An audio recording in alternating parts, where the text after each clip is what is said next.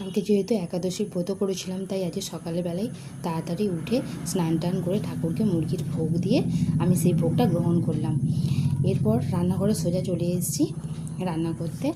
এখানে যে একরকম শাক রয়েছে তা নয়, এখানে 5 মিশালি শাক রয়েছে, কিন্তু সজনে শাকটা একটু তেতো হওয়ার জন্য ওটাকে আলাদাভাবে একটু সেদ্ধ করে নিয়ে অন্য কড়াতে আবার যে কড়াটায় শাক অন্যান্য যেসব শাক ছিল সেই তাতে দিয়ে একসঙ্গে মিষ্টি, নুন আর একটু শুকনো লঙ্কাকে দিয়ে ভেজে নিয়েছি। তো এই শাকটা নিরামিষ হলেও খেতে খুব ভালো লাগে।